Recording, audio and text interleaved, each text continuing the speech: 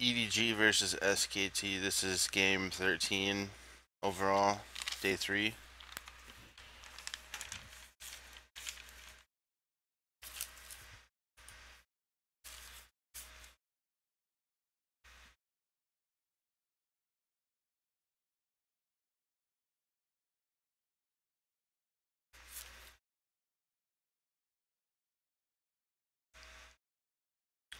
Alistar, Azir, and Elise ban, and then they first pick Kalista.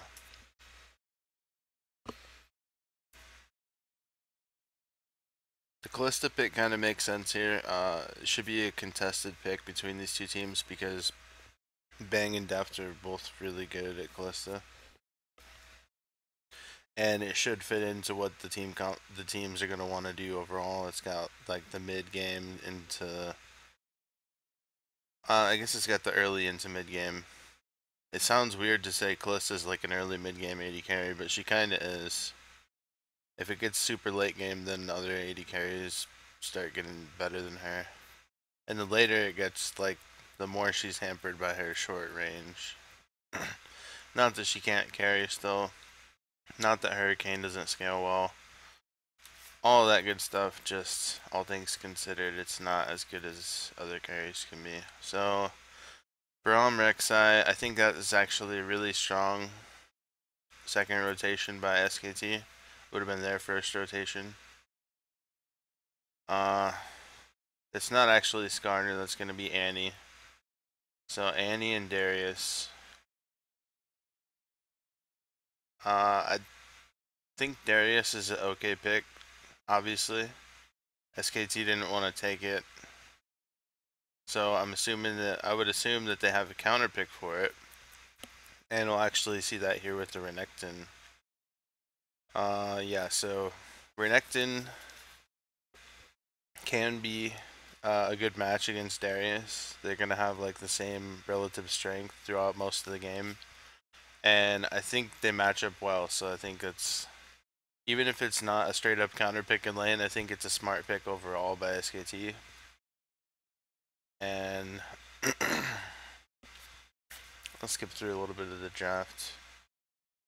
This is actually the Jarvan Echo lock. That's the part I didn't agree with right here. Alright, so what we see is that Gragas is still open, and he remains unpicked through this ban and pick phase, so I want to say if they really wanted to pick Echo, to deny it from Faker for some reason, if they wanted Echo, they could have stuck Echo in the jungle, or picked Gragas. Or, like, don't even pick Echo and just pick TF Gragas. Or if you really, really want Echo, throw it in the jungle and pick TF. Like, there's much better things you could do with the draft. They could have went Orianna, except I don't really think Pawn's Orianna is like super best in the world, but I think it's still passable. Diana also could have been an option for them. It probably would have matched up better with the team comp, but I think Jarvan is just wrecking team comps these days. He's not the power pick that he once was, so kind of question that for EDG's draft. The bans for SKT look pretty standard. GP, Lulu, and Mordekaiser, all the stuff you don't want to deal with. And the Azir is a target man against Faker.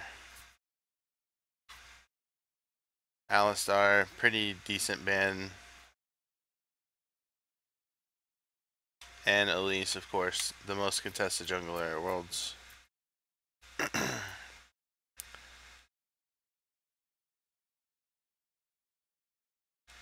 Yeah, and also because Kalista was picked, I think Renekton becomes a smart pick.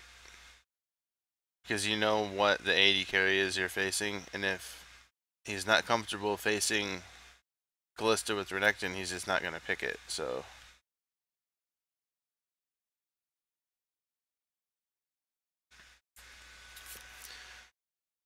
I've actually got a lot of analysis on this level 1. So they start out going through the top. Amazing J spots him out with the Trinket Ward. And SKT is actually, they wanted to do the early invade, but what they really want is to lane swap. And the reason that you want to lane swap is because with Renekton, he will reliably get ahead of most others in a lane swap. Reason is because he's got the dash and he's got the healing. So it's a lot harder to zone Renekton off of the creeps than any other champs you'll see in the lane swap. Especially someone like Gnar, who's really weak early. Renekton has pretty decent effective HP, and I want to say his regen levels are fairly decent, so he's more of a brick than some of your other solo laners that would be caught in a lane swap. It ends up being a fairly mild start, but EDG, they're pulling the late invade here, and yeah, I want to say that this is just to make sure that the jungler gets 2 buffs, and to make sure that they are in fact lane swapping. If they're not lane swapping, then they just stop them from doing Gromp, so there's no downside to that late invade. I want to say EDG just reactively did that, and they didn't plan for that, so early gank here on Pawn, I think they should have waited 2 more minions, and Baker would have had his root, so that would have been a much more successful gank. And see, he's 2 now. That's all it would have taken.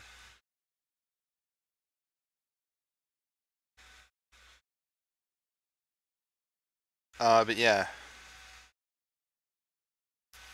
when SKT initially swapped up here, they just went straight into the fast push. You want to make sure to get there by the 3rd wave. That way you can get the most damage onto the towers. So when you're doing the camp at level 1, the first wave is already crashing into each other in lane. And by the time you get there, the 2nd wave is getting there. So you have to hurry up and push so that by the time your 3rd wave gets there, all the other minions on their side are pretty much dead.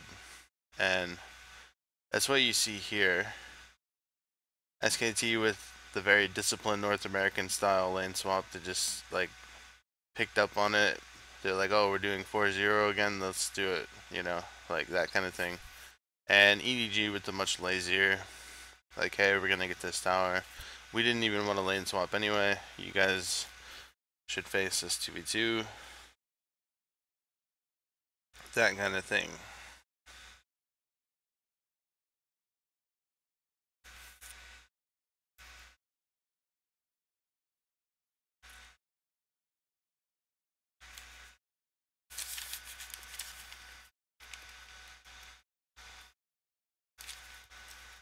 So early dragon from EDG, that's just basically as a result of the lane swap.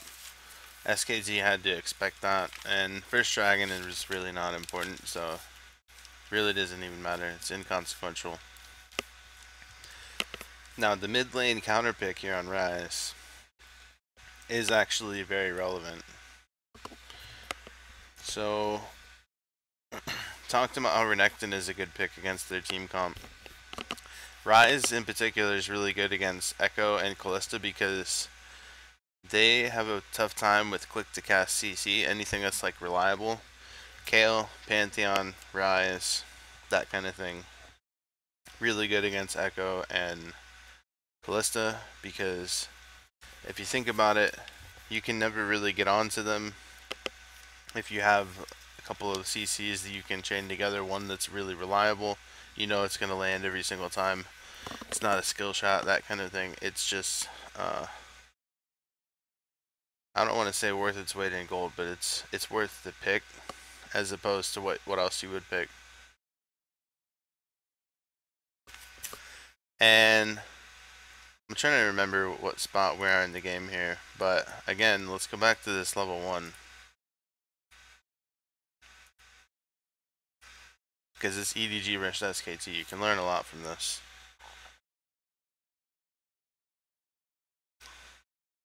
So they like kind of expected to get stopped when they were invading EDG's blue. So they're like, you know, just peel back.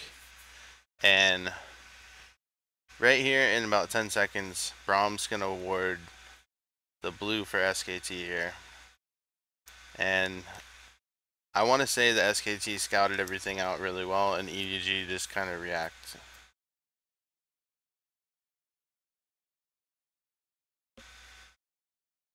But yeah.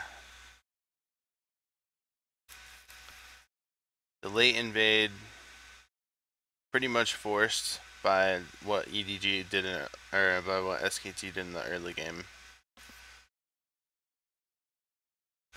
But as a result of that ward, that is going to make it so Rek'Sai gets over to the enemy blue, and he knows that they've committed 4 people to this bottom jungle, so he doesn't have to guess if the AD carry and support are doing Gromp and going top.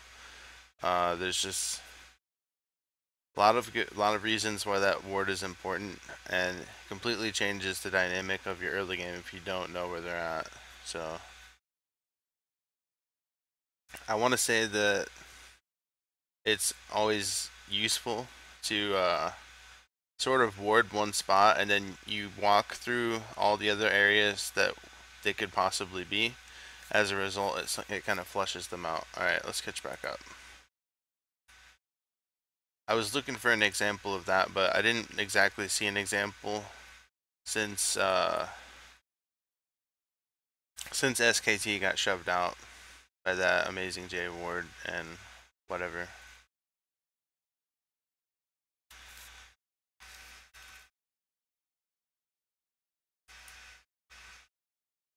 So right about now is when Faker starts beating up on Pawn, and the matchup, the counter pick really starts to show. I actually think that at this point in the game, either lane swap with Amazing J and get Darius against Faker, or in Champ Select you make that adaptation and you swap champions with Pawn. So it would be Pawn on Darius and Amazing J on Echo. I think that would have been much better than the setup they actually went with. You can invalidate the Rise pick, but instead EDG doesn't react to it at all, and it starts to crush them. And the lane swap was sort of important to get Darius behind. As I was saying earlier, Renekton is going to get ahead reliably most of the time in a lane swap. So Renekton, who's had free farm and hasn't had to fight Darius 1v1, can all of a sudden beat him in a straight up 1v1 at level 3 or level 4, right? So maybe that's not the case if they were landing heads up. It just takes a lot of the guesswork out of it for the Renekton.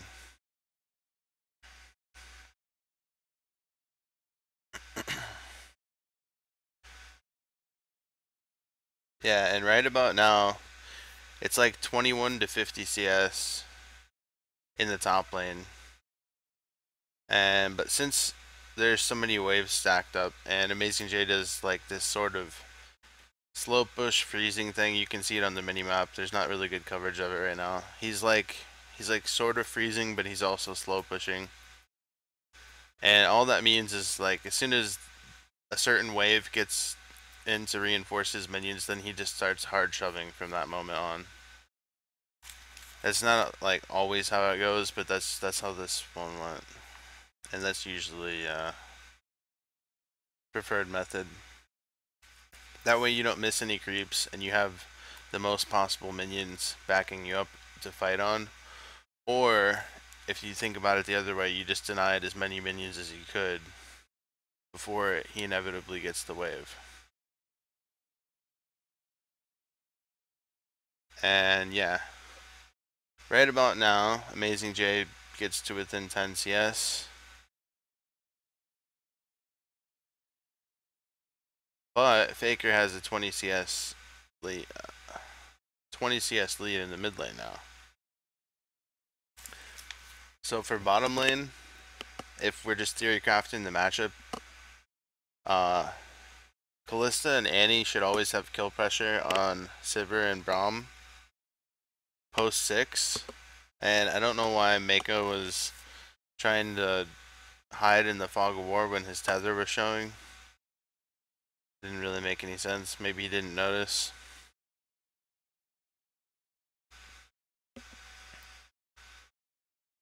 Okay, so EDG's poking around Dragon. I don't really like the wards that they have set up. They don't have any vision denial. They don't have anything like they can reliably sit on and be like, okay, there's no vision here. Let's get a pick. I think they should have a pink ward near their red bush. Or, not red bush. The bush directly behind red buff.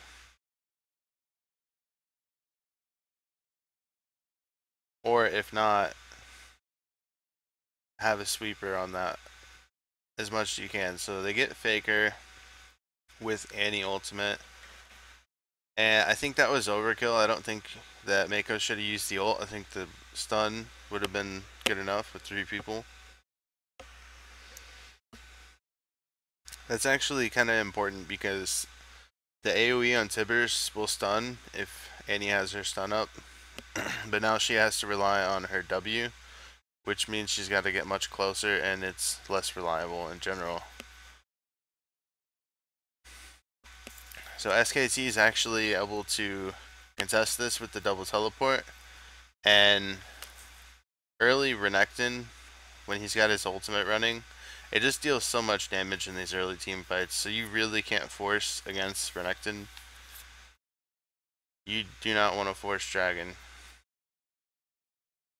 Because what it ends up doing is just feeding kills on Samarin, and he got 5 kill participation on that, basically. As soon as they get Death Tier. That's 5 kills that he participated in from that one teleport. And now it doesn't even matter that Faker died. Now the mistake that Annie made to not or to use the ultimate on a dead Faker is really apparent. You can take it one step further though and say maybe that wasn't the mistake. The mistake was to force Dragon after Annie didn't have ultimate. So someone needs to make that call. If you're EDG's coaching staff, you have to put that responsibility on the jungler. But I think also Mako needs to say, hey, I don't have my ultimate, so let's not force. Let's just kind of sit back. You know, we've got an even scaling team comp. We don't want to throw early because if we get behind, we're just going to have a rough time. And, you know, team fight, you know, or not, Darius is not going to carry that early team fight without items. I was gonna say team fight oriented or not. Sorry. Because Darius is sort of a team fight oriented pick, but I think right now he's too weak. You just need to keep farming. But now Renekton has like a 30 CS lead and he's got 1 more kill and 2 more assists. So there's no way Amazing J can keep up right now. Especially not because of the champion designs and the lead combined. So let me look through my notes for a second.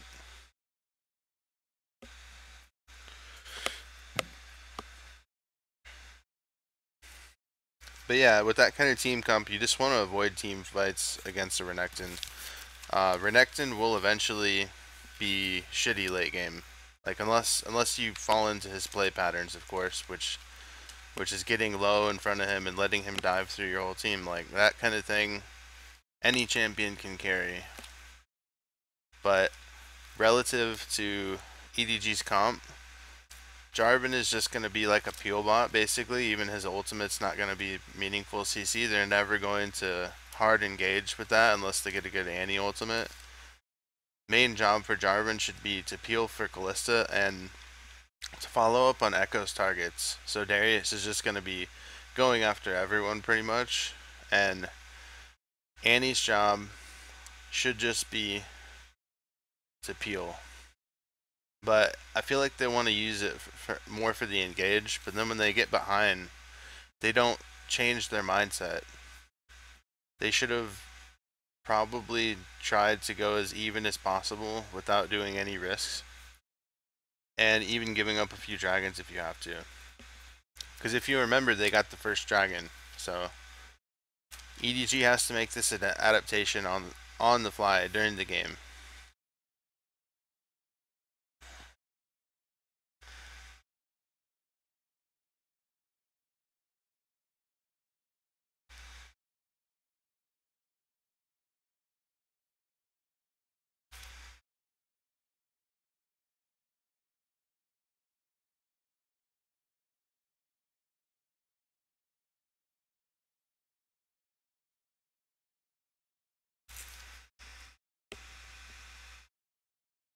So if we take a look at the gold, it's just about a 3,000 gold lead for SKT, which is not really that much. If you say it's split up against all members, that's only 600 gold a person. What are you gonna buy with 600 gold? So unless all that advantage is channeled onto like 1 or 2 people, then it's really not as relevant. What's more important is the champion designs and who has what items. So Marin gets the solo kill here, and that's just a result of that bad dragon fight. There's not really anything he can do there. And Jarvan is not going to be able to stop that. If he just goes up there, he's going to deal literally no damage with this combo. And Darius would die anyway. So the fact that Clearlove didn't go up there just means that he didn't die too. And I think it would be smart if EDG used Pawn to start split pushing here, since I kind of feel that they're getting behind. But I want to say what EDG does is they try to use the Annie ult and the Jarvan knockup to try and catch people, and it just doesn't pan out for them as well. So skip through a little bit. I think this is a lull. Let's go back. Okay, right here.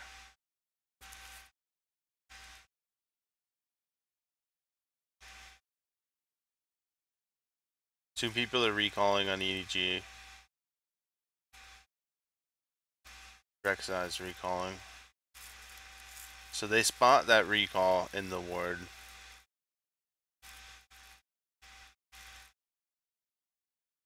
And Faker drops the ward across. And they got the pink ward too. So this is really important actually. This is part of the reason why Ryze is a good pick. He just threw ult on, and with the movement speed from ult, was able to flash straight onto depth, Q him, or no, not Q him, W him, and then just instantly finish him off. Ryze Faker's keeping up with the stacks, just whiffing Qs in the air. That's good.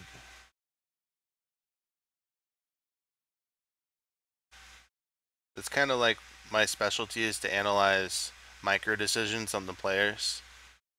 And anytime you're looking for ways to improve, Faker is always a good resource because he just plays so many champions, and things that wouldn't seem obvious start to become very obvious after you watch Faker play for a while.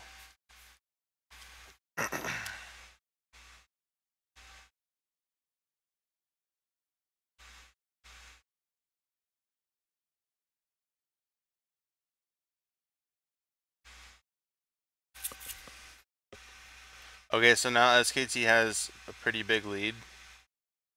It's like 7,000 gold. EG just trying to clear out vision. What they really need is someone to be split pushing bot. I think Pawn like overcommitted with his. He's really not got that many items. He doesn't even have penetration boots. He doesn't have a reason to be fighting here. I think they should have had Amazing J on wave clear for the mid lane and just have Pawn try and 1v1 someone in the bottom and keep top lane shoved in.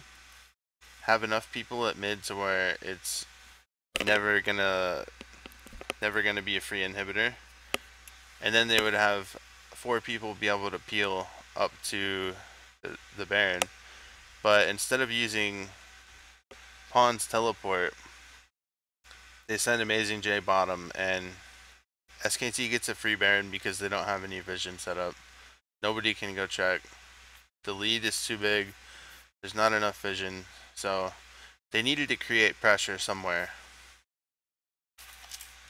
and they failed to do that.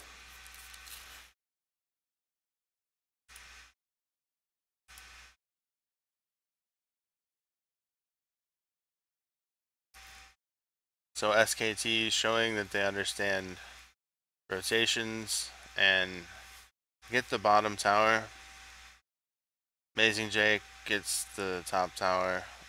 It's not really anything that you can stop very easily, and it's pretty much a guarantee that EDG would get that tower eventually. So that's not even like a loss. It's closer to a 10,000 gold lead at this point. Skip ahead a little bit more. Oh, too far. Alright, I can't go to where I wanted, so we'll just watch from here.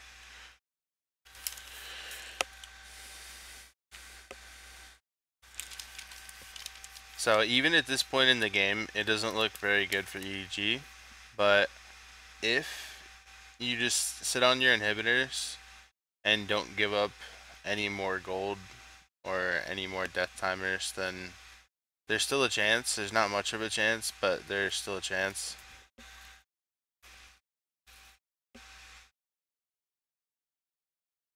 They have vision all around SKT here, so I don't really know why they wanted to challenge Baker. It was just really dumb. And when you're that far behind, you can't afford to have like that solo queue kind of mentality.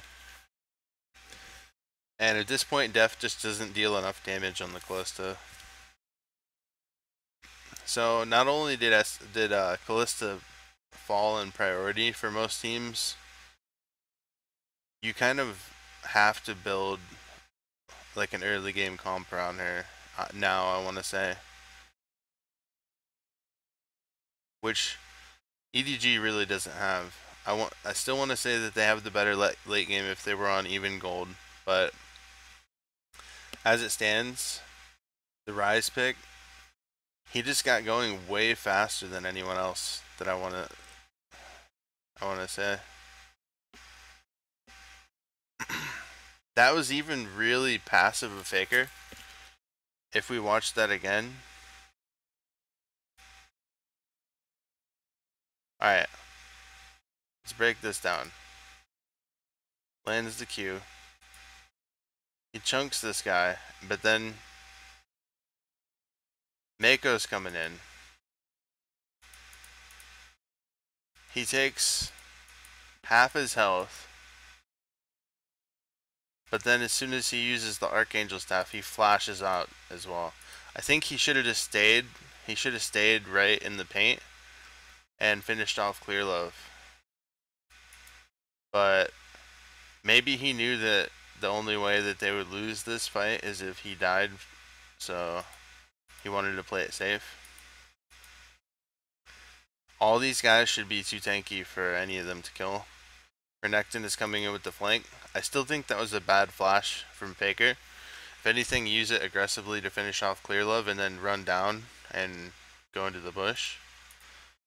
But it ends up not mattering.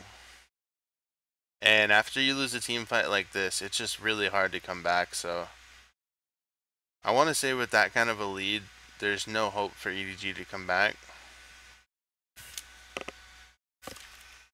And this will be like a couple more painful minutes of nothing happening. So we'll skip forward. SKT baiting around the next Baron spawn, and they catch kind of an unfavorable fight. but nobody on EDG's actually got carry potential at this point. Echo's not going to be able to carry because as soon as he goes in, everyone focuses him, and Darius doesn't have anyone to do enough damage for him to go in and finish people off, so his play pattern doesn't exist. Clearlove's play pattern doesn't exist. Callista and Annie's play pattern still exists, but it's pretty much useless because it's not enough damage to kill anyone. They needed like a straight up assassin mid laner. Someone that deals more damage than Echo. Either that or you could say Pawn needs to have an item and a half more than he has right now in order for them to have a chance at carrying. And this will be Baron bait number 3 probably.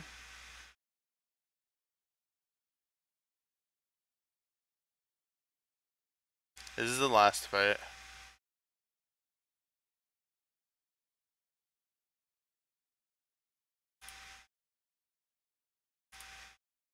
But it goes right into the next fight. And this is not positioned well by EDG. They're just kind of like running around with their heads cut off. And Marin and Faker really carried this fight. There's no point in going through the rest of the game, so that game's done.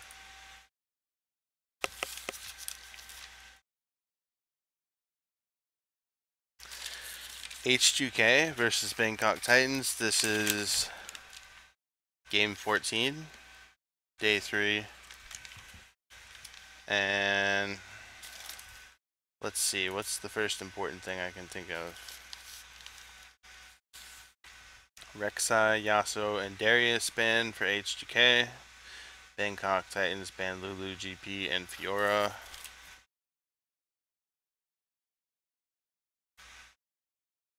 Skip ahead to some picks here. So this is going to be first pick Mordekaiser from H2K. Skip ahead a little more.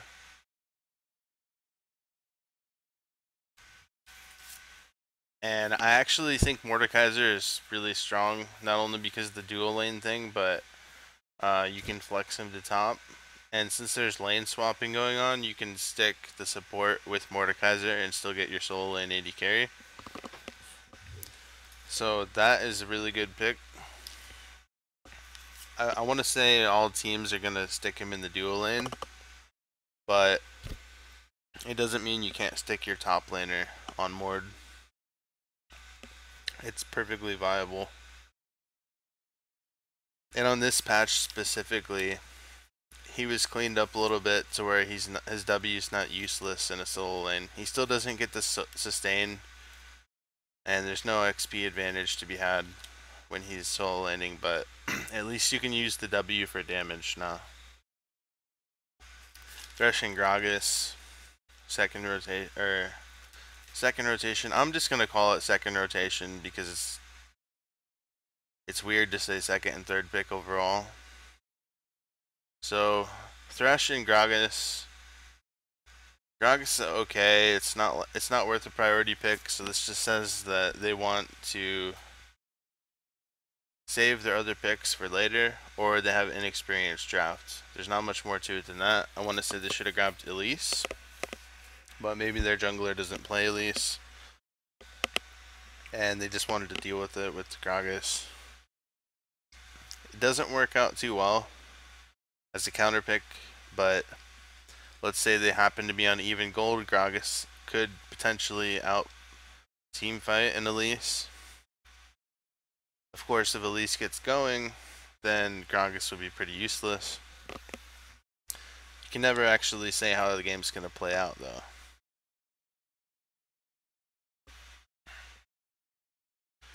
Skip ahead a little bit more.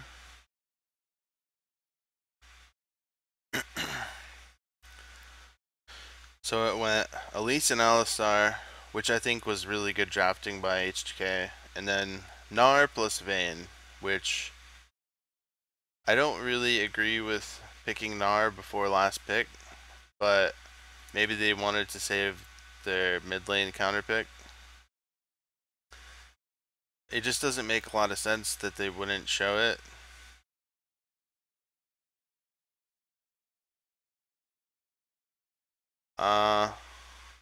Because now H2K can counterpick the Gnar. I think you should just man up and pick your mid laner. If you're not comfortable picking, they end up picking TF here.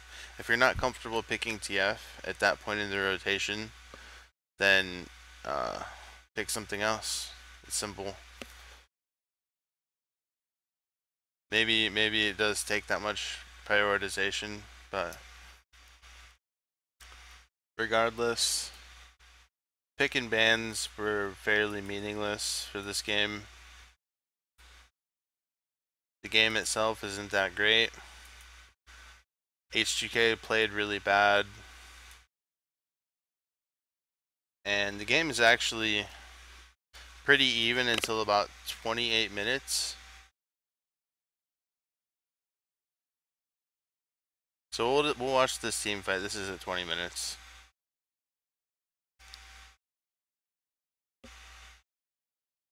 This just looks like EU West solo queue to me, to be perfectly honest. So H2K is just really far ahead in towers, and they start to get up in kills as well here. So the gold lead is actually really big, but I just want to say they played the whole game really sloppy.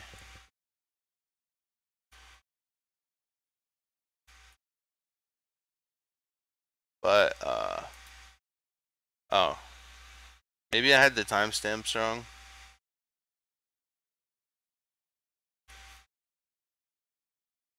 This is, yeah, okay, so I was wrong. This is the team fight I wanted to watch. Alright, so pretty bad. Looks pretty bad for H2K at this point. Riven was just really fast there to be able to get out of that. So that's actually pretty insane. That's from the Mordekaiser. Is it? No. I don't know. But anyway, you saw one Alistar combo there. The reason BKT loses this is because they don't respect Alistar's cooldowns. You watch Alistar. There he goes again. There's two.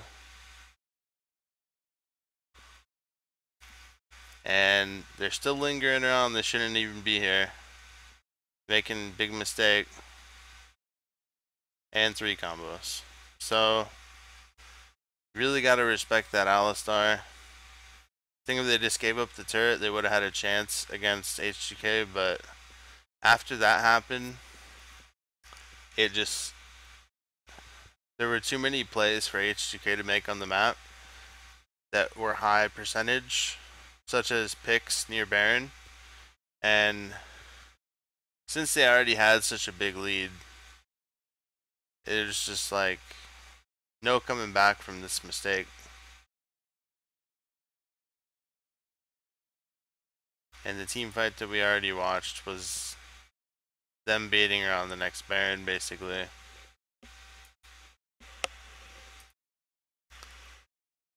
And that's the end of that game.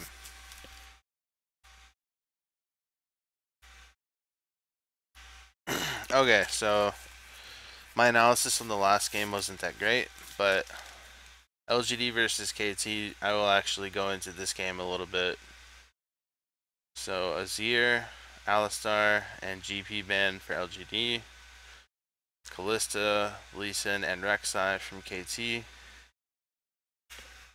So the Lee Sin and Rek'Sai are bans against TBQ. This is to put him on champions that he's not good at. And it's very obvious that Lee Sin and Rek'Sai are his only good champions, so smart bans by Katie Rolster.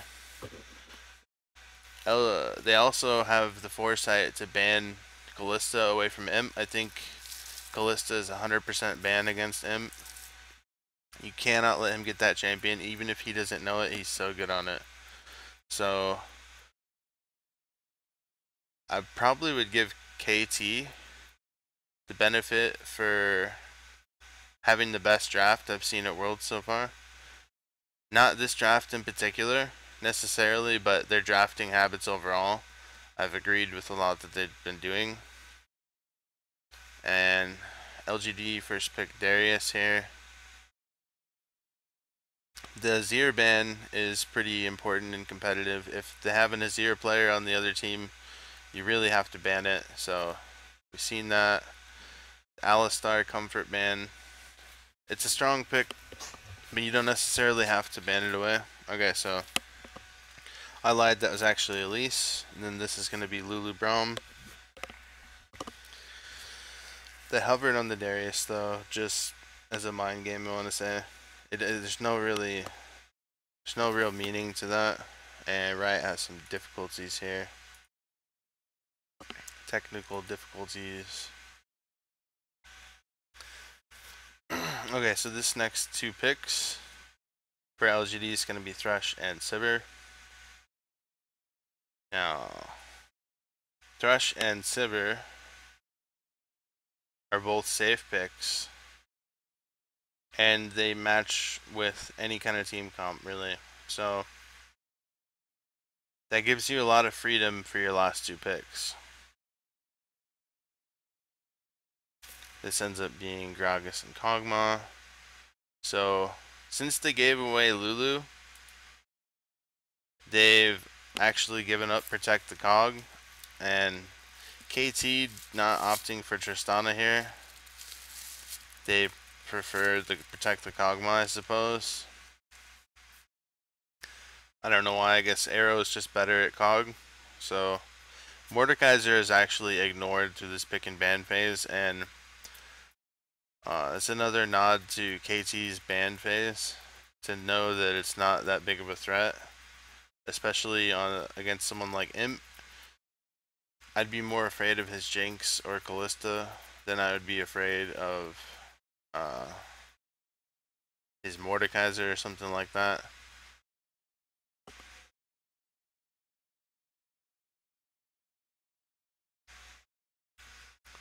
So Varus and Hecarim get locked in here, and this is really bad, I want to say.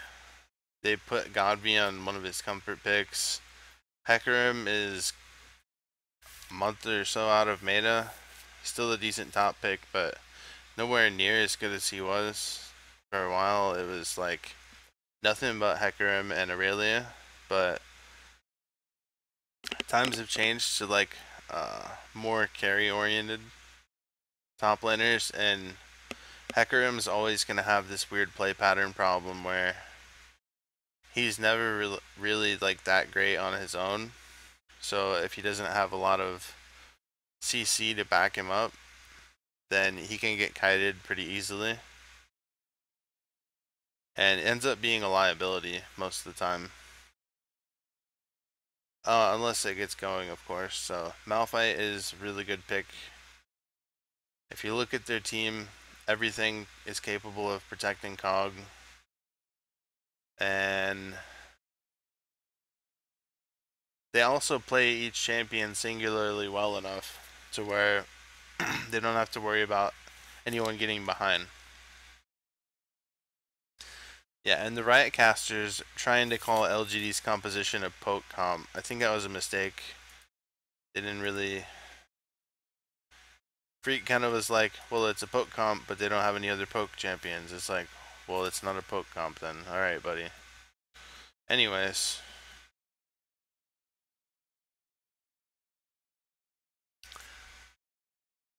I'd say it's definitely not a poke comp because they have Darius and Sivir, and neither of those champions have very much poke. Maybe you could say Sivir, but Darius doesn't have poke. Okay.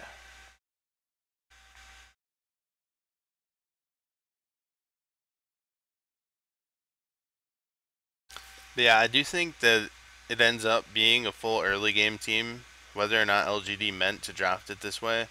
They're pretty much all or nothing on the laning phase and getting going early. So when they don't win super early, it just makes that team comp a lot less reliable. It doesn't have any good ways to come back. If Varus falls behind, he's just going to be useless the whole game. So I think for LGD's draft, they should have first picked Lulu or Bandit in place of Alistar, maybe. Not even taking away Kog'Maw when you saw the Lulu being picked. Force them on to something else, like maybe LGD and KT don't want to play the Tristana, so just leave it up. Pick what they want to pick. Put them on something they're not as comfortable on.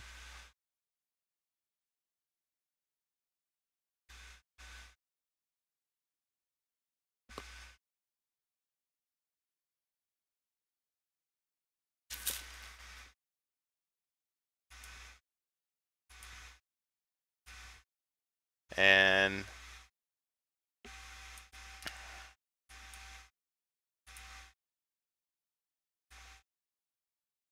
I was going to touch on the lane swap, but it's just a few mistakes, really, by LGD.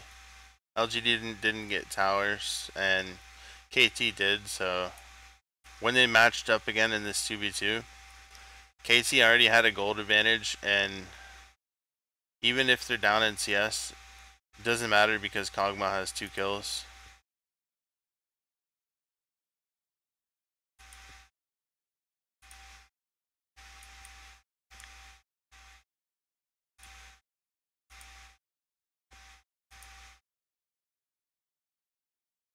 Gotta be getting caught for first blood. Where's these other kills at?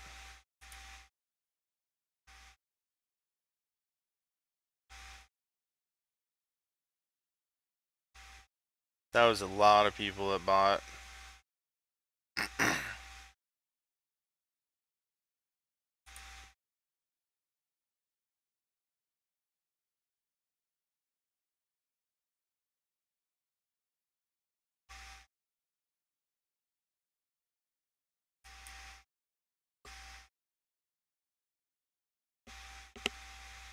It's actually really wishful thinking on that TP from Acorn.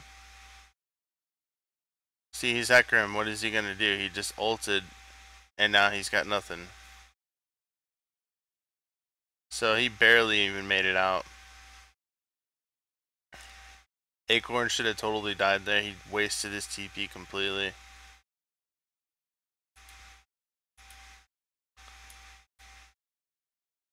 Yeah, I'm just not digging the Hecarim pick right now.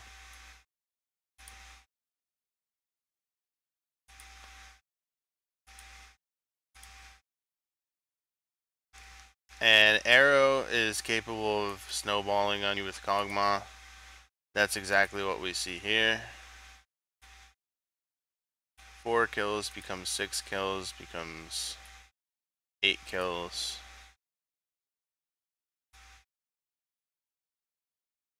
I missed it again, damn it. Here we go.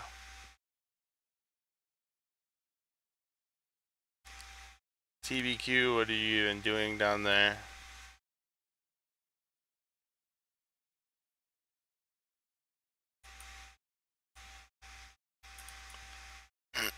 And if you're ever that far behind with the team comp, like LGD has, you basically just want to surrender. Godvy's Varus was a joke in this game, and Arrow probably gets MVP even though he didn't do shit. He just had his team kind of buffing him up and like setting him up for success the whole game. It's really smashed.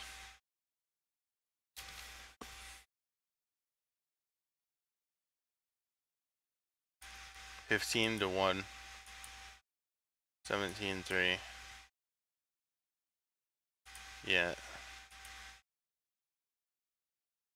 22-4.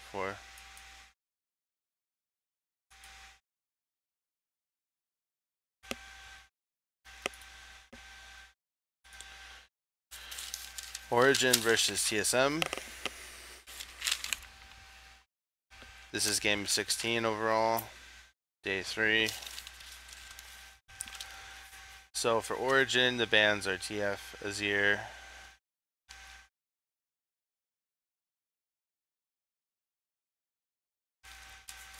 stop right here. So let's think about what's up right now. What does Origin want to pick? What could Origin possibly want to pick here? So they ban TF, they ban Azir. Those are 2 Bjergsen bans.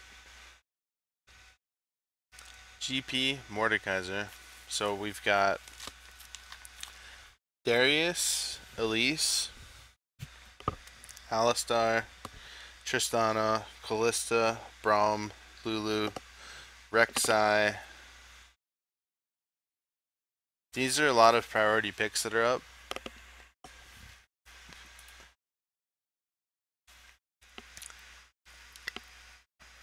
And Origin bans LeBlanc. So 3 mid champions banned against TSM.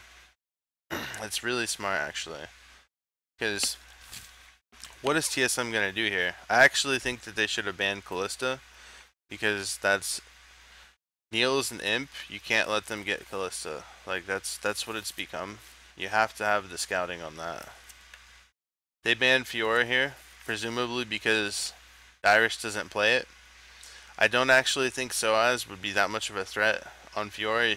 He can play anything. You can't really afford to ban him out. So a ban on a top lane champion, I think GP is fine. I think it was fine to ban GP, but 2 bans on top lane, I think that was a mistake from TSM's draft, and they let Kalista through. So first pick Kalista from Origin. This is going to be Darius and Elise, so maybe they wanted to have the strong second rotation here. But as it is, there's still a ton of picks up, so Origin's actually able to snag Braum and Lulu here in their second rotation.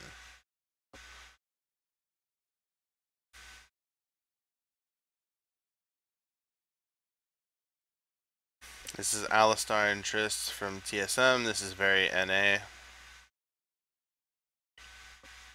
Good picks. They're great picks, but I don't really think Darius and Elise complement each other that well. So I think Origin had a good idea of what TSM valued coming into this, and they put priority on the Kalista because Neil has such a good track record on it. It just fits their team so well for what they want to do, and not even necessarily Niels with his ultimate timing, but Mithy with his ult placement and ability to play these engaged supports is really what he's known for. So you can't really give him that ability.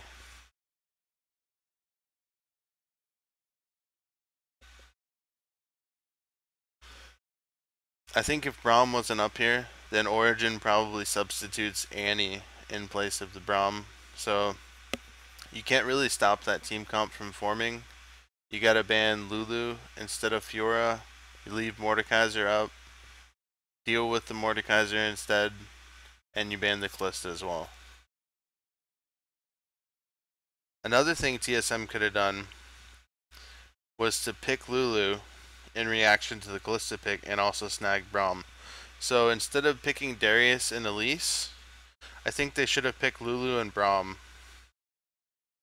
The Elise ends up taking an unnecessary priority along with Darius.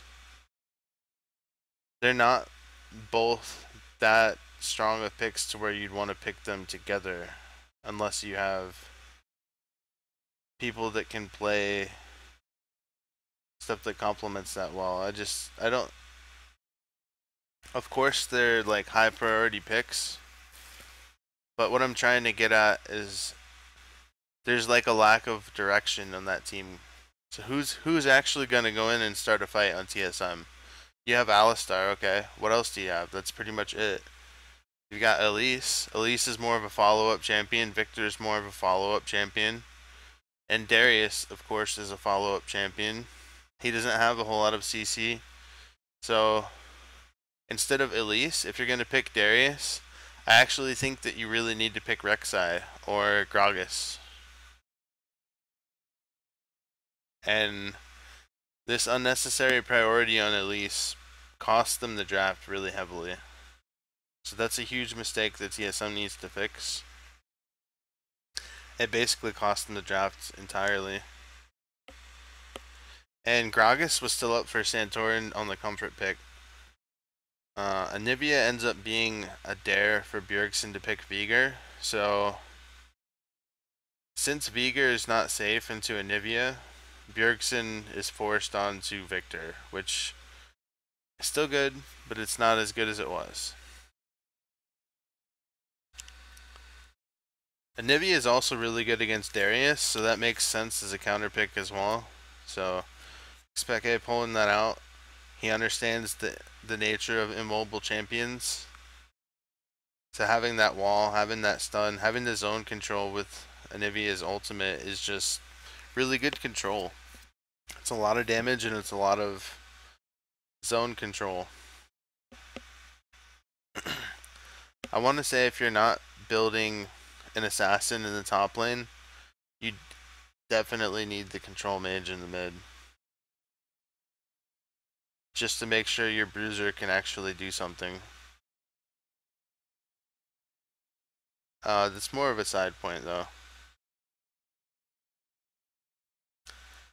TSM basically let too much through by going Darius and Elise. You can't put that much value on Darius and Elise when Lulu and Braum are also open. Rek'Sai was open. There's a lot of things you could have done better. And I actually expect Braum's Unbreakable Shield to be cooldown nerfed again in this next few patches. If not, there'll be like some really small nerf to his damage. Maybe. Or maybe they choose to revert his Q with the mana costs increase. I want to say this early game is pretty unimpressive. Origin gives solo XP to Niels, and they put Mithy in the mid lane super early.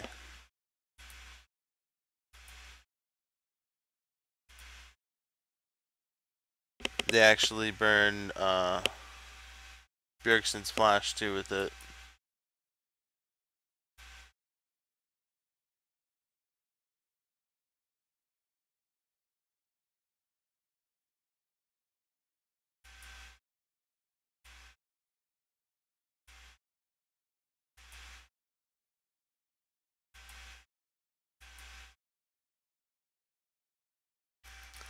Okay, so they're 2v2 top now.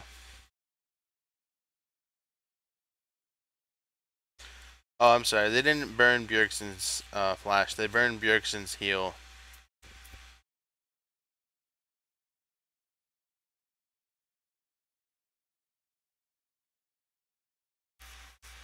So what Bjergsen did is he used one summoner to escape the gank every time so that he's always got another summoner off of cooldown by the time he got ganked again. So that's smart summoner usage there. That's something you always want to try to do. Always wait until the last possible second to use your summoner, unless you think you're in danger, and then go ahead and blow it early.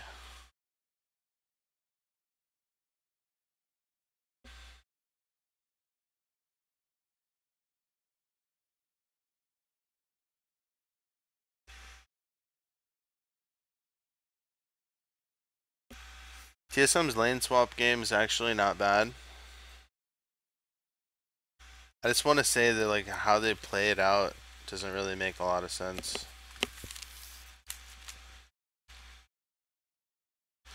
These early towers are mainly from the Tristana pick. So after they get the towers, they really need to start setting up vision in certain areas and getting picks off of the extra map that they have access to. But they don't do that.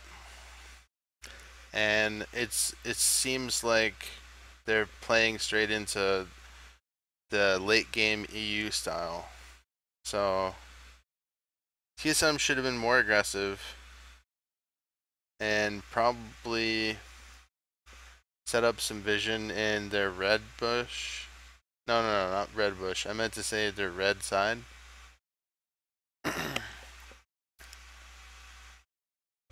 They're just kind of poking around and like doing nothing. They go for the 4-man top. Yeah, sure, great. I mean, don't get me wrong, that's a good play. But what did they do after that? And what are they giving up for that? So it's not ever free. Like, Lulu's getting tower. And he also got a lot of free farm.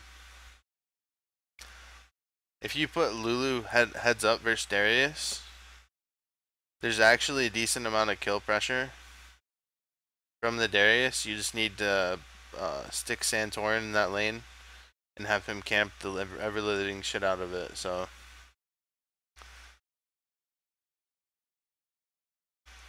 I want to say Santorin needs to be more proactive about his jungle pathing decisions, and I see him like falling behind a lot for seemingly no reason, and this dragon is just kind of like representative of TSM's vision. They don't really have a vision. They don't have a whole lot of vision themselves. So that results in them giving up the dragon.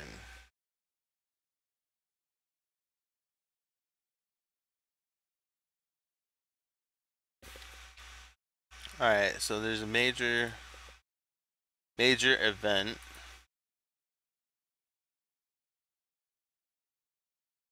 Right here.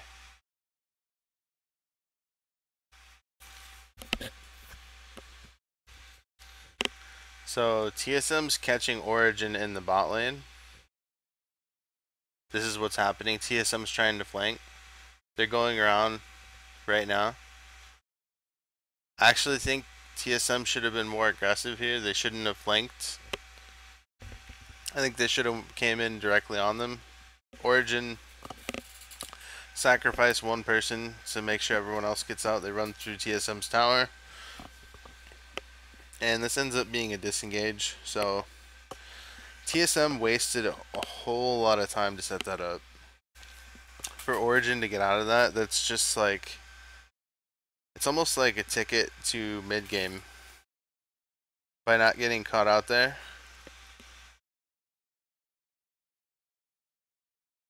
So that's really what they're trying to hit. They want to hit this mid game spike when they've got all these ultimates to stack. Like, if you look at the teams right now, look at what items they have. If they were to do a full-on team fight right now, on paper, who's gonna win? So, unless TSM hits nearly every single skill, it's gonna go to Origin 99 times out of 100 because they've got the range, they've got Lulu ultimate, Anivia ultimate, and Braum ultimate. It's just, there's too much control for the Kalista. And all Kalista really needs is Blade of the Ruined King and like a recurve bow, and she starts mowing people down. So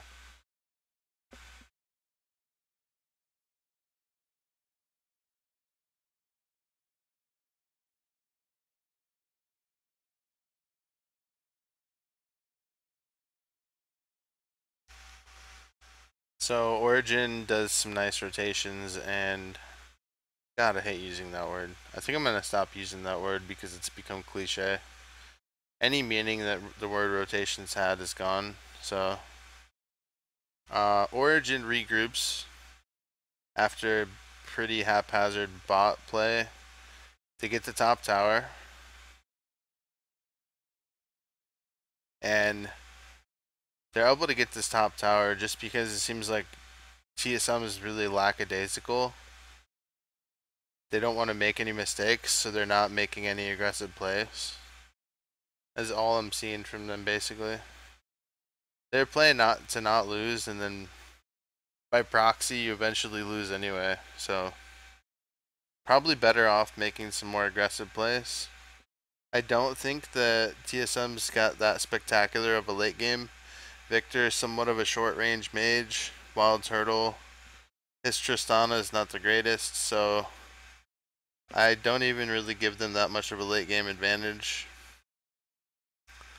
If he's an item ahead of the other AD carry, then yeah, he's gonna carry, but as it stands, that's not gonna happen.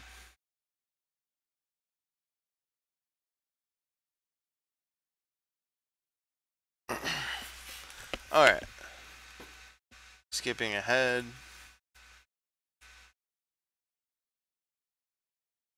Not a whole lot happens in that time, as you can see. TSM is not known for having like very high kill games as it is, so they're very like similar to the Origin style. I think Origin does it a lot better though, so TSM should have looked to play like a high tempo game. It seemed like they kind of copied CLG, and like not like copied CLG in terms of the Tristana, but like they tried to emulate what worked well for CLG in the Tristana comps, and they just didn't put any of the extra pieces together. Like they got like 60% of it right.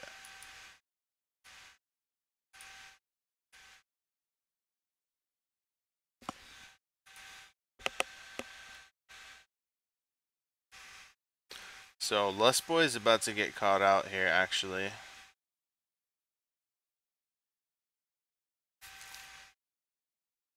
Santorin's caught initially, so he flashes. And Dyrus teleporting in. And Lustboy misses the combo. That combo was really bad. And that's a free kill for Niels. That's really not what you want. And I wouldn't be surprised if Lustboy gets benched. Lustboy and Turtle get benched this year because he's not proving himself as an import anymore. So TSM can get some new blood. They could probably get freeze and be a much stronger bot lane from it. I don't see them going for X-Special, even though X-Special is open, because of his history of being bad attitude and his poor performance leading up to NA finals, which he wasn't a part of.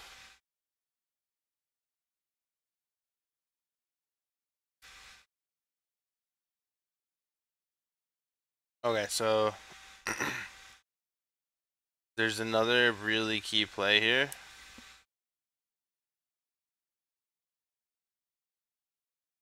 They're like, oh shit, they're all here, right? So Lustboy just goes in without ult and dies for free. That's a good play if you have everyone next to you and they all have like AoE ultimates.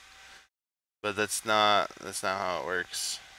If you don't have ult on Alistar, you need to be sticking with your team more. So Lustboy makes some really big mistakes, and Bjergsen was already on half mana at the time that started, so it's really ill-advised, and this is just a result of TSM being 1 or 2 steps behind Origin instead of 2 steps ahead, which is what you have to be against rotational gameplay. It's not rotations anymore, it's rotational gameplay. So through good rotational gameplay and putting tower pressure, Origin is able to force mistakes from TSM, namely Lustboy, and Wild Turtle gets caught after Lustboy dies. Look at this positioning here. Look at this positioning. What is that? He's been walking around for about 6 seconds, and then he gets womboed. And then he walks forward and dies and flashes away. That is really bad. So let's go through that again.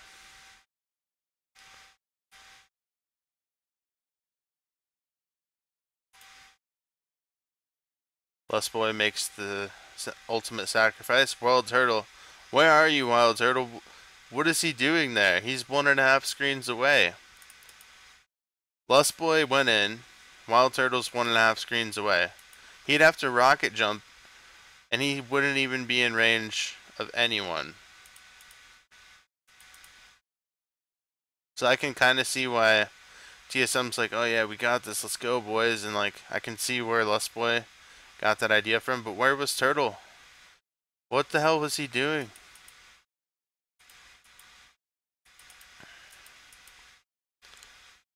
That Dyrus did not do any damage with his shit, really.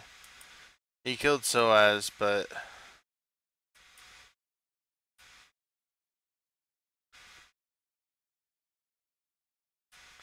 I feel like he should have went for Xpeke and then Niels. You don't focus Soaz.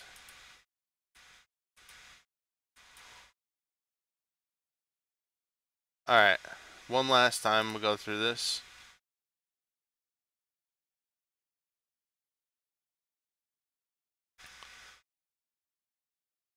Okay. Regardless of Turtle being late, right here, he should walk towards Amazing. Take 2 steps to the left, throw your E on Amazing and start mowing him down. Instead, walks to the right, there's one step. Changes pathing again, there's 2. Changes pathing again, there's 3 steps. Changes pathing back forward, right into the fucking Braum queue. And the knockup.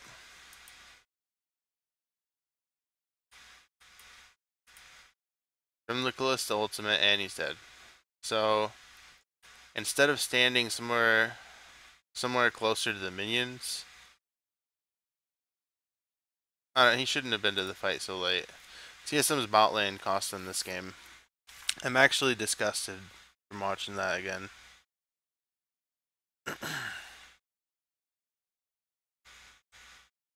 Niels and Mithy really outclassed Turtle and Boy this game. Their communication is on point. Their mechanics are on point. And as I said, Triss late game is pretty good, but Wild Turtle's positioning has been really bad for quite some time now.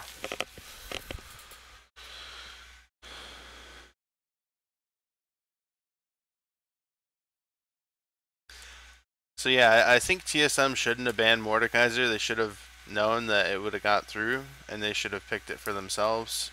Turtle played on Mordekaiser, and he won that game. So go for that until they've proven that they can beat it. So this is basically a result of all the other mistakes that TSM made in the game, and it just culminates with the ace.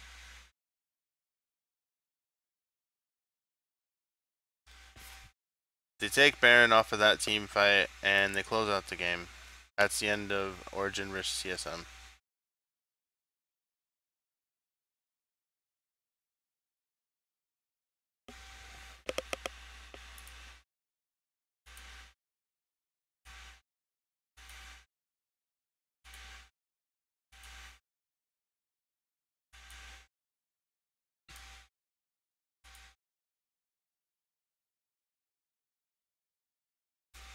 This is the team fight that ends the game, with the Xpeke in the back. Okay. Invictus Gaming versus C9. This is game 17 overall. This is day 3. Bans are Vigor, Morgana, and Alistar versus GP, Lulu, and Mordekaiser. Good bans. Morgana is a really good pick. She's good at shutting down certain supports and has good matchups into most supports that are good right now. First pick Gragas. Don't have any comment on that. Darius and Braum for C9. So Invictus Gaming failing to get a priority pick with their first pick and giving up Darius and Braum. So that's kind of interesting. And then these next two picks I really don't agree with. They go with Gnar and Bard. So I don't really see why you're going with Gnar and Bard here. Gnar should be picked later. Bard, why is this champion in the game? You can't spell Bard without B-A-D.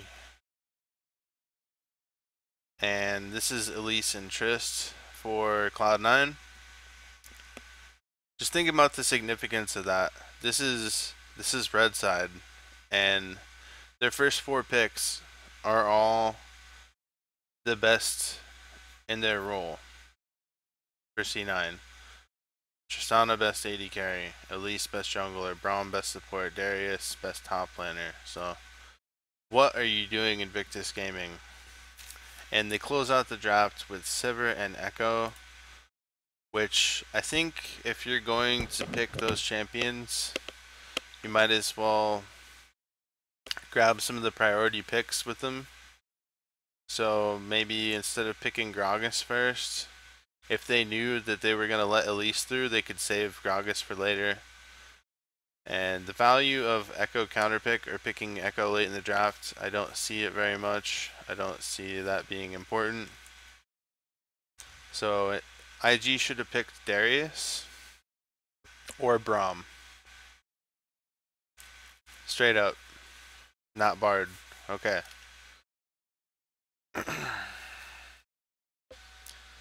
And the first mistake they made was not banning Azir against Incarnation. I think you dropped the Morgana ban and you just straight up banned that Azir. Incarnation's shown up on it time and time again, and he's able to last pick it here. So this is a huge mistake from IG. I don't expect them to make these kind of mistakes again, but their overall play has not been that spectacular. So maybe it was a fluke. Maybe this is the best they got. I'm going to give them the benefit of the doubt that this is a fluke. And we'll get right into the game.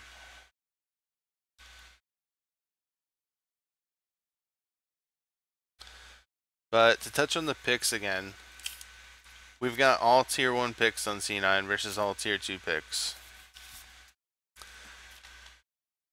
So, in the grand scheme of things, on even gold, Invictus Gaming, they could win. They could win an even team fight. But these are all tier 1 picks for a reason. They have good carry potential. You don't want to let it go even. So once again, IG seems to be forced into winning early game. The team that picks early is not winning early. So there has to be better picks and bans.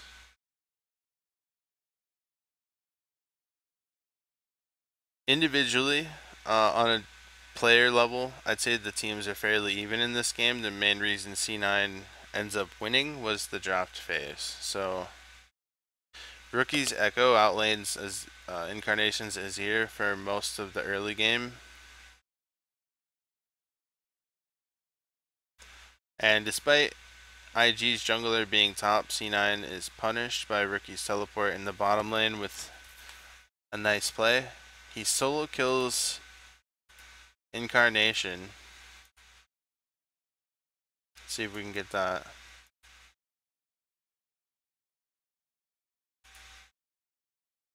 Should be right here. Solo kills Incarnation.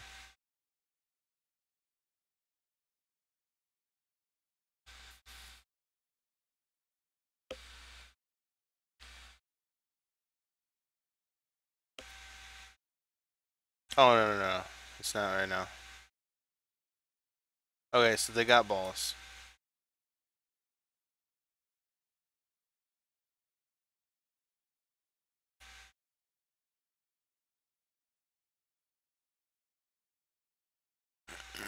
So close. So close, high. If he didn't throw that cocoon earlier, they would have had a much better shot at getting Gnar. So instead of whiffing that cocoon, instead of using the cocoon here, he should repel to the minions. He flashed for the cocoon. So I think if he flash repelled there instead, he would have been able to close distance with Q, get the guaranteed E, and Darius had his Q channeled already. Gnar would have been about 3 steps behind where he's actually standing if Elise would have hit that. Anyway.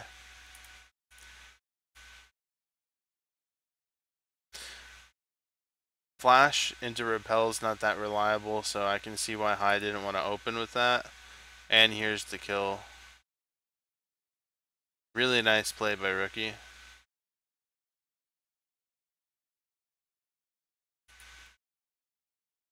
And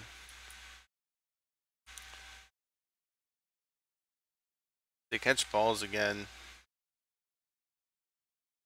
So this teleport to the bottom lane though. IG's jungler shows top, like I was saying.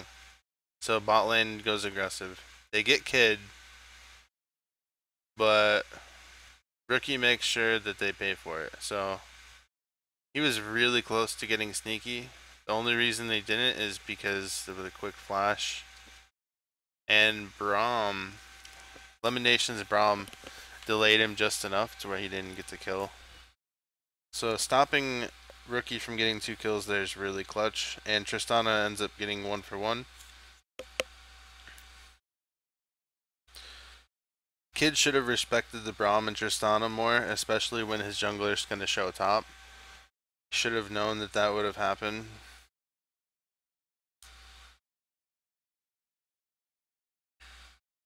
So the way these lanes end up going, Gnar ends up about 50 CS, but Tristana and Azir are both up 20 CS. So they've won 2 out of 3 lanes. And if you count jungle as even, then winning 2 out of 3 lanes should be enough to win you the game if you scale evenly, but they scale even better. So that's just something to analyze for your solo queue games. It doesn't always work like that in pro play, but you want to go with how it plays out in solo queue because that's where you have the most information from. It's where you get all your information from for micro decisions and macro decisions. So anything short of scrims, obviously, you get this base of information from somewhere, and that is solo queue. So C9 opens up with a nice tower pressure game here in the mid. Sneaky just chunking Echo out. I want to say that's a recurring theme that we keep seeing here in this game.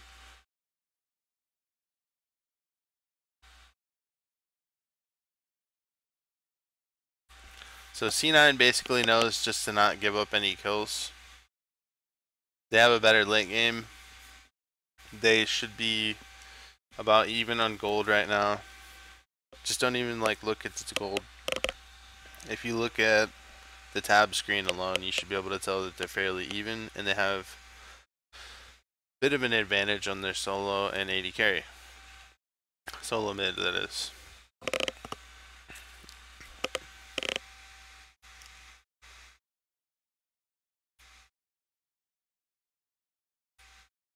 Nothing happens for a long time.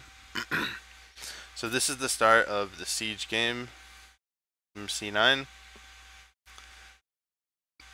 And you see Rookie wanting to go in, but Echo is just not that useful right now.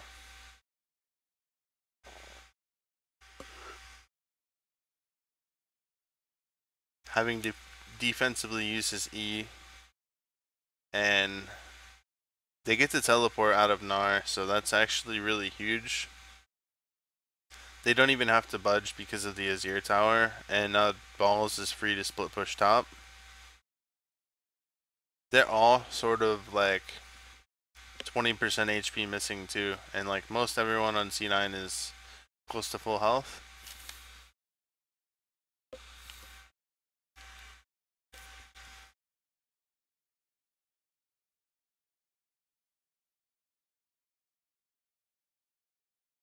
skipping ahead.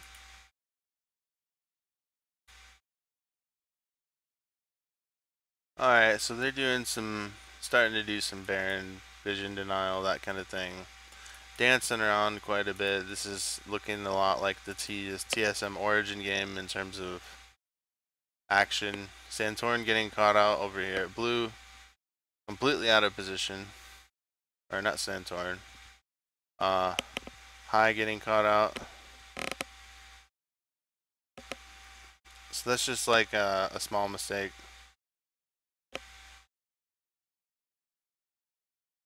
Now IG with this kind of team comp, they should be able to run down everyone on C9, but the problem is they've given them tier 1 picks.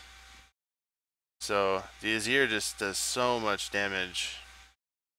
And what would normally be a hard engaged comp for IG ends up being sort of a disengage, not really any carries kind of a comp. So this sets up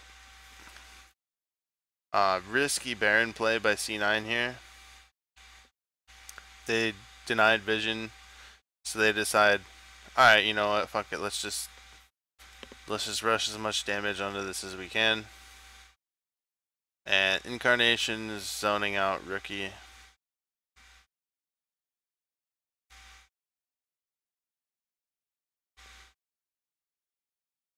High almost finishes off Kid there.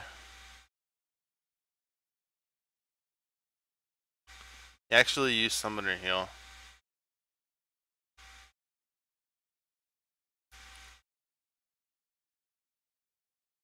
Alright, so Rookie's ultimate is down. And they start off the 2-man Baron. They sat there long enough where they didn't see anyone coming to face check that it was like, alright, game on, let's do this. And at this point, I think they should have all peeled off. High goes back into the Baron pit. And very luckily, he's not killed before the Baron dies. If he had been, then this would have been a game-losing throw. But with Tristana and Azir, they might have been able to carry regardless, but Tristana and Azir doing tons of work. And that just says, that just speaks volumes to the tier 1 picks and the individual performance from Sneaky and Incarnation in this game was outstanding. So C9 gets the dragon, and IG makes the mistake of fighting them for it. So Sneaky just kind of goes ham here, and Azir does enough damage. That's GG. Like, you're not coming back from that. You had a chance. You could have split the map. You could have made use of your kills on Echo. You didn't do any of that. You stood next to Incarnation and let him throw his bird soldiers at you. So short of any great mistakes that C9 would make, they're basically trading kills for objectives every time they die, and they're also getting kills. So they get the Baron there. They had gotten towers before, set up the Baron for free, and Sneaky is able to just catch up to everyone, but mainly it's just his damage to towers. He's got Static Shiv, BT, Last Whisper, and Infinity Edge. The itemization wasn't really bad by Kid here. He can't carry on the Sivir. If you're gonna have that kind of a team comp, I would have preferred to see them with Jinx. I think Sivir was picked too early in the draft, and that was what lost them the game. I can see why Lemon doesn't respect Chinese teams draft. So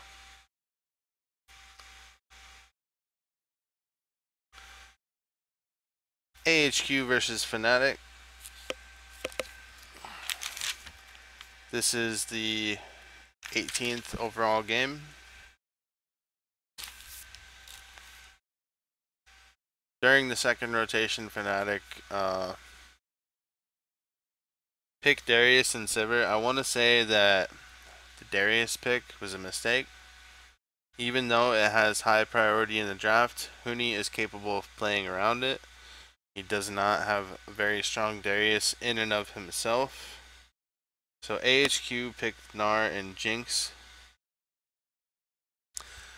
Gnar, I don't normally like seeing it so early, but considering that Darius is already locked in, I think that this is an alright pick.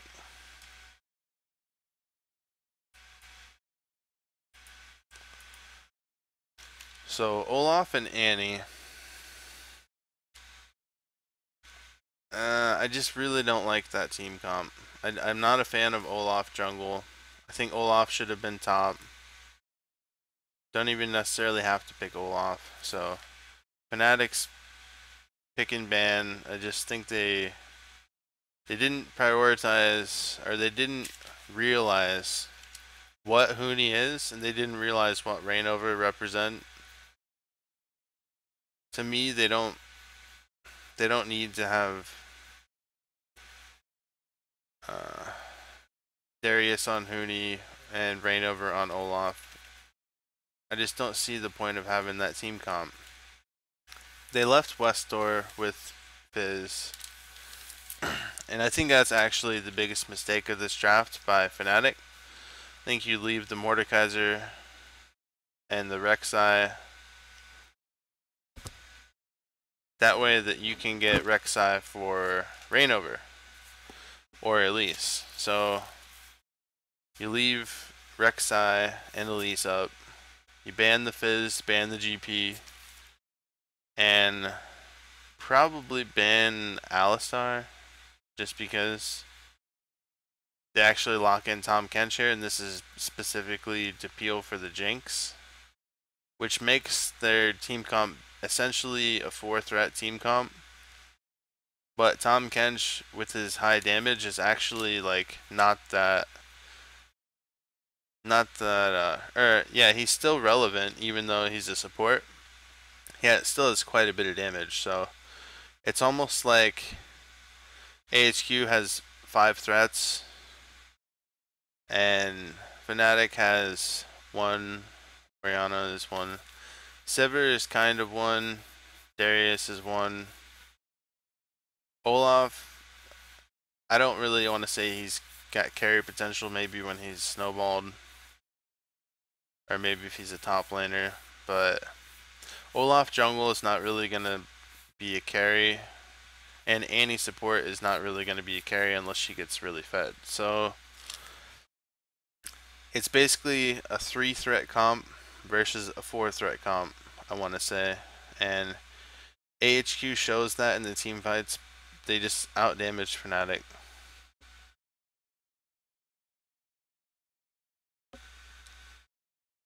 So they really should have banned Fizz and looked to counterpick Westdoor.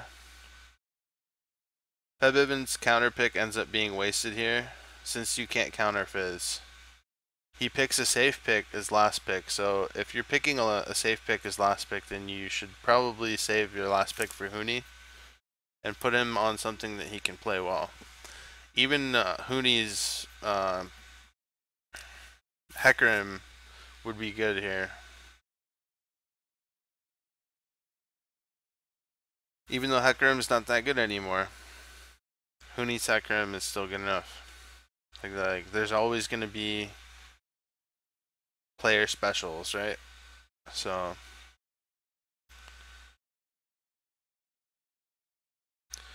if you want to look at this, these team comps on paper, AHQ should have a better team fight due to the Fizz and Gnar. They have a lot of AoE. If Darius isn't like 2 or 3 items, his Q's not going to do a whole lot of damage, while everyone else on AHQ is going to deal tons of damage regardless. Alright, I'm not going to review this game as in-depth as the other games. Febiven out CS's Westdoor, but it's not that out of the norm for Westdoor. He looks to make plays in other lanes. He's split pushing, He's getting kills. So that doesn't surprise me. The surprising thing is that Huni suffers so badly on the Darius pick. He seemed really out of his element. And I want to say that's got to be on Daler to correct in Fnatic's pick and ban. Either ban the Darius from here on out, or you let it through and you pick something else along with it. So I actually think Huni would be fine on Fiora. Pick the Fiora. Ban GP, ban Mord if you want, but you can't let Fizz or Darius wreck your pick and ban. And that's essentially what happened.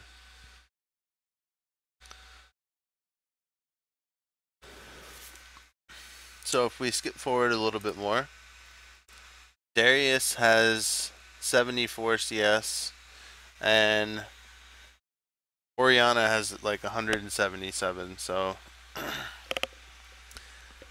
in a vacuum where all you do is farm, Huni is really far behind the curve. So that's 100 CS. That is a lot of money. That just means that he's not gonna be like the typical Darius that you're used to seeing. He's not gonna do a lot of damage. He's not gonna be very useful.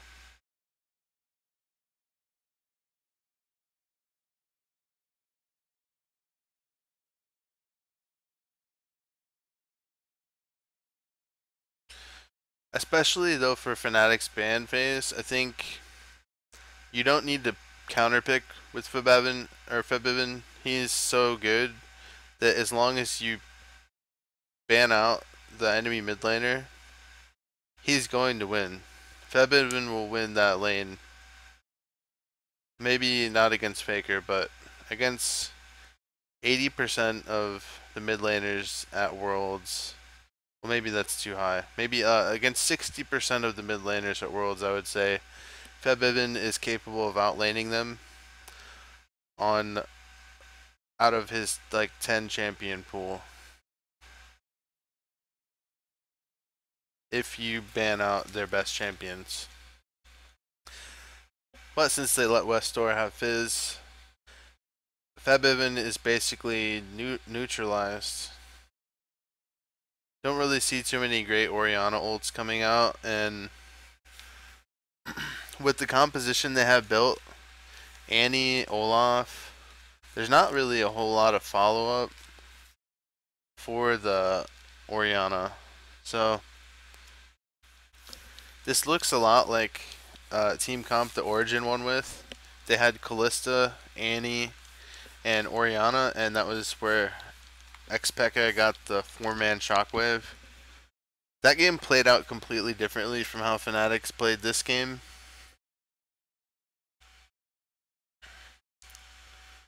They just played right into their hands. AHQ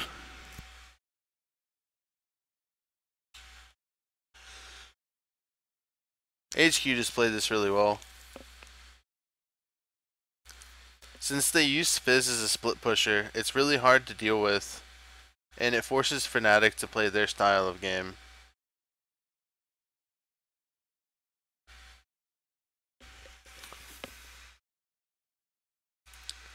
There's actually a mistake right here. They get Dragon, but then they give Reckless triple kill. So they over prioritize this Dragon a bit, and that's really not good, but we'll see why this ends up not mattering.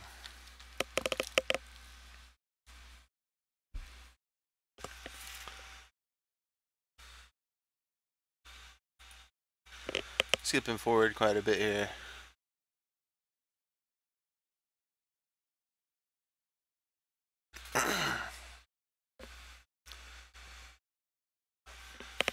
So, Fnatic take this fight at Baron, and they end up getting a 5k gold lead.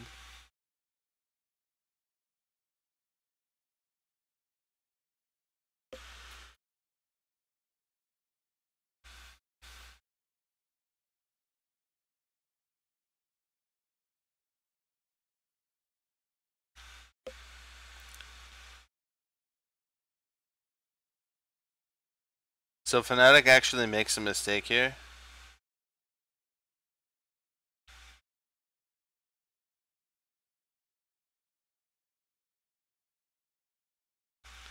After they get this Baron,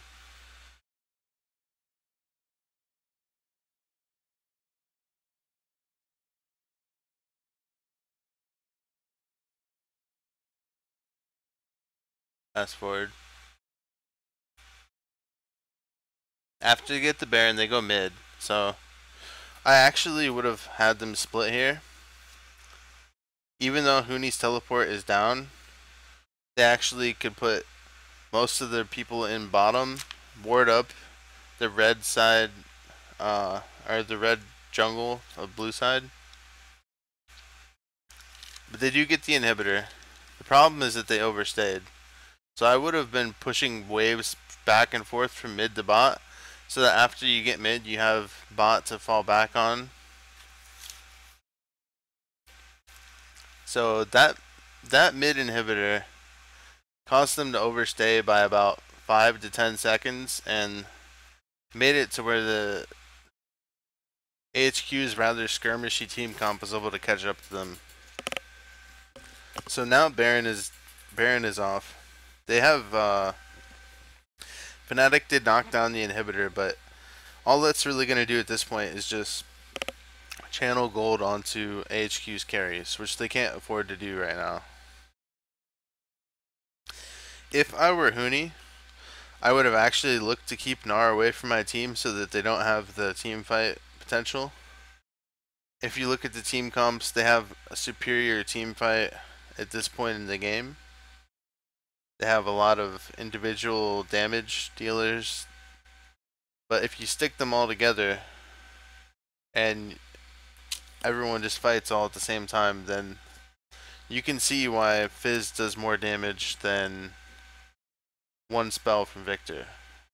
Like he throws his full combo down in the time that Victor can throw a spell. Or I'm sorry, not Victor, Orianna. So Orianna is not really useful in this team comp the way that they used her. If you're going to use Orianna, you need to have some kind of disengage. And the disengage is just to make sure that Orianna is safe to give her ball to primary engagers and also to peel with it. So you can speed up your AD carry to get out. And that sort of play pattern sets up Orianna ultimates really well, because then they're always deciding, do we go in, do we not go in? If they miss their moment by a split second, Orianna ults everyone, and that's game. So Fnatic didn't play to their strengths. Even if the drafting was a mistake, let's say they're stuck with that team now, there's still ways that you can play that team comp better. And I think that was a key mistake from them, to not play into Orianna's play pattern more. Once Orianna's running away from everyone, she's basically useless. If she's allowed to kite, then she's one of the better champions in the game.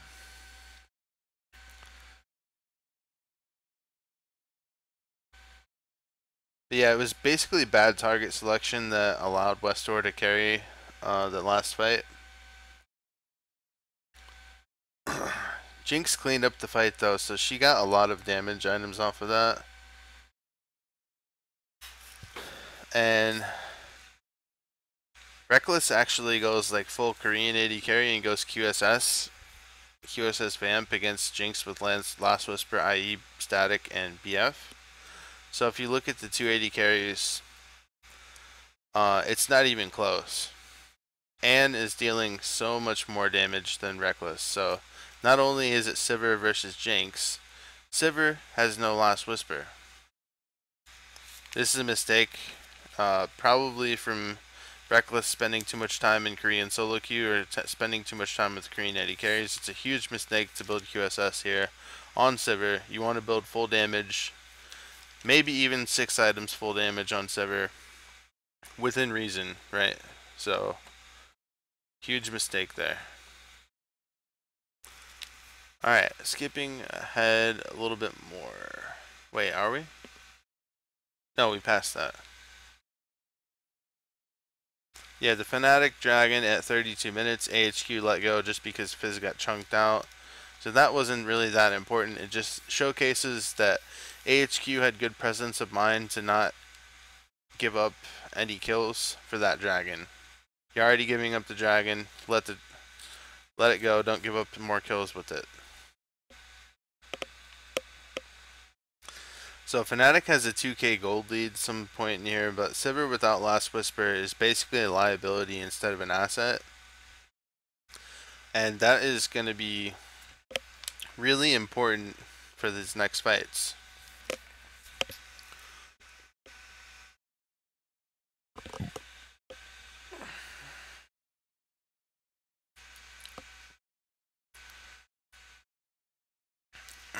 So Fnatic is going for the Baron bait here.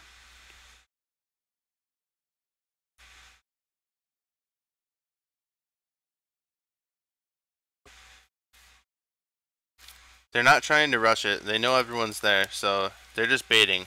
And here it comes. They turn. They're going for the turn, but they get wrecked by Gnar ult. Gnar ult catches 2, and Ann's damage is too relevant here at this point. You can't go head to head when your AD carry is that far behind in items. And this is a mistake from Fnatic to force the Baron bait when their AD carry was so far behind. So he just finished Bloodthirster, and he's got IE and Static Shiv. He's got no penetration to back that up. It's basically no damage. Like, it's still relevant because it's an AD carry, but compared to the Jinx AoE from 4 items, not even close.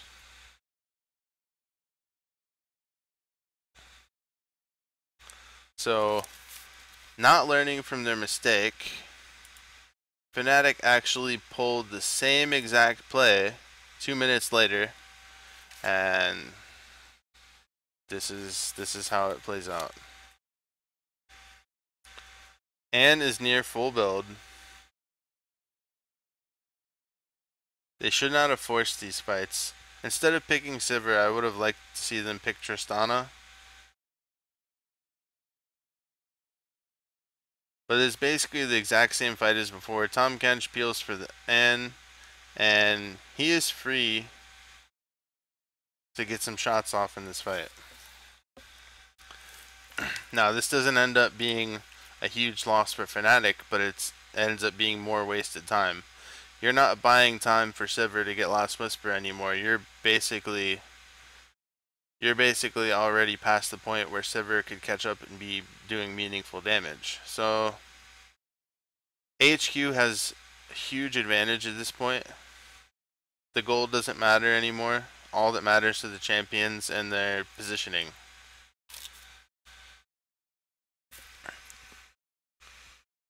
So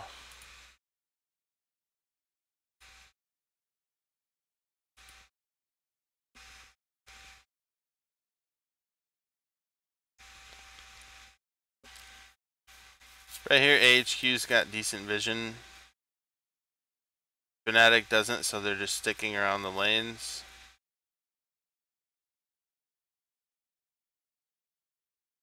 And critically, Huni goes bot. So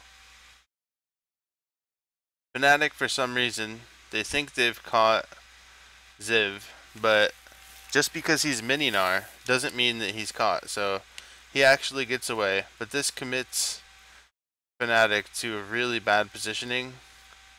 Ziv jumps over and catches Febiven against the wall.